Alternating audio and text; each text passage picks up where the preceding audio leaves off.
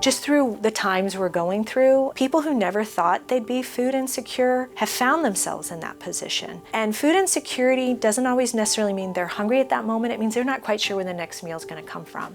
And if you've ever been in that position, that's daunting. That's really scary. Bread of the Mighty, we're here to support those that give food out in the community. We couldn't do it ourselves, obviously. With a staff of 25, we wouldn't get very far. So we're here to be the support system for all of the pantries that are out there feeding the people. Bread of the Mighty Food Bank came into existence about 35 years ago. Somebody who had had trouble with the law realized that his wife had had some insecurity, hunger, saw that around his community as he was trying to rebuild his life, and he decided he was going to make a difference. It came from humble beginnings, but what's happened since is we're part of Feeding America and Feeding Florida.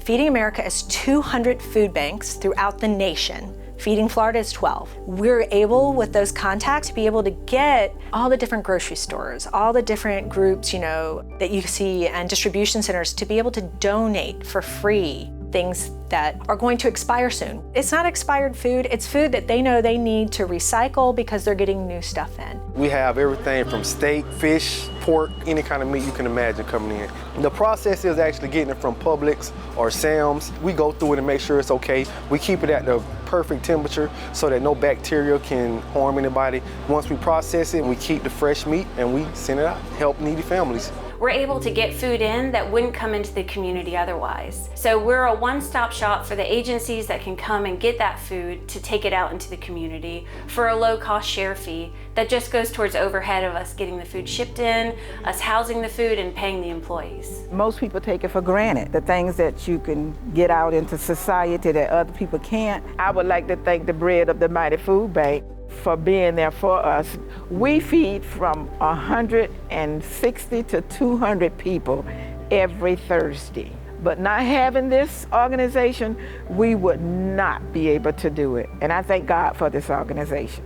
We have 170 agencies. Our agencies could be churches or just groups that are non-for-profits that are going to provide that food and distribute it back out in the community. Right now, we're in 5 counties: Alachua, Dixie, Gilchrist, Levy, and Lafayette. 3,600 square miles. We do deliveries 5 days a week. Our drivers are on the road at 7 in the morning, and they are picking up and delivering, getting food. Some of them are going to mobile pantries to be able to provide the food in the community. We have our school pantry program, which are our schools in our 5 different counties that the counselors identify the needs of the students and are able to work to get the food to their families. To know that no child is going hungry, that's so gratifying in itself. The after-school program entails nutritional snacks for 145 different locations. The athletic department program, we provide proteins, water, nutritional snacks for them with any practices that they have. We have a senior program through the USDA where we get free food to seniors. We do 2,240 boxes every month, and that's in 6 counties.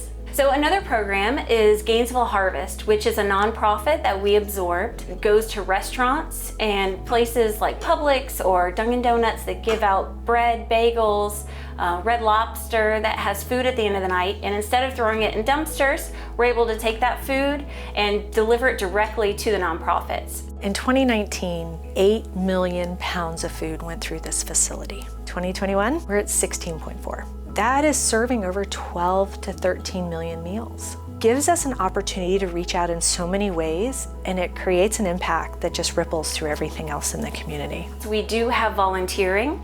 Once a month, we pack almost 1,000 boxes that go out to seniors on a Saturday. So that's only one Saturday a month, but we have groups come in. Sometimes you meet the guys that come in and pick it up, and they appreciate it, and they tell you. There's good people to work with here. We've had lots of groups that come in and volunteer, not only during the week, but they can also hold events, hold a food drive, or if they want to hold a give out. If they have the space, then we can provide the food that their organization can help, maybe around the holidays, do a big Christmas giveaway that they wouldn't normally do.